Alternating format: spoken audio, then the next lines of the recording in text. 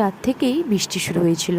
পরের দিন সকালে ঘুম থেকে উঠে দেখি সেই একই অবস্থা। তারপর রান্নাঘরে গিয়ে দেখলাম মামিমা রান্না করছে। আসলে বাড়িতে পুজোর উপলক্ষে মাসি, মেসো আর বোন এসেছিল, তাই সকালে জলখাবারে সেদিন ছিল মুড়ির সঙ্গে আলুর তরকারি আর পেঁয়াজি। তাই সেই মতো রান্নাও হচ্ছিল। সেদিন রান্নাটা হচ্ছিল একদম ঘরোয়া পদ্ধতিতে, মানে বাড়িতে যেসব মশলাপাতিগুলি রাখা ছিল তা দিয়ে। মশলাগুলো ভালো করে কষিয়ে নেওয়ার পর তাতে পরিমাণ মতো লবণ, হলুদ গুঁড়ো, লঙ্কার গুঁড়ো ও গরম মশলা গুঁড়ো দিয়ে নাড়াচাড়া করে এরপর তাতে আগে থেকে সেদ্ধ করে রাখা আলু দিয়ে ভালো করে মশলার সঙ্গে কষিয়ে নেওয়ার পর তাতে পরিমাণ মতন দিয়ে দিব জল। আর গ্যাসের ফ্লেমটাকে একটু হাই করে তাতে দিয়ে দেবো স্বাদ মতো লবণ ও কিছুক্ষণ ফুটিয়ে নিলেই তৈরি হয়ে যাবে তরকারি। আর এদিকে পেঁয়াজির জন্য মাইমা আগে থেকে পেঁয়াজ ও লঙ্কা কেটে রেখেছিল। এরপর তাতে পরিমাণ মতো লবণ, লঙ্কার গুঁড়ো ও অল্প পরিমাণ গোটা জিরে দিয়ে তারপর দিয়ে দিয়েছিল তাতে পরিমাণ মতো বেসন।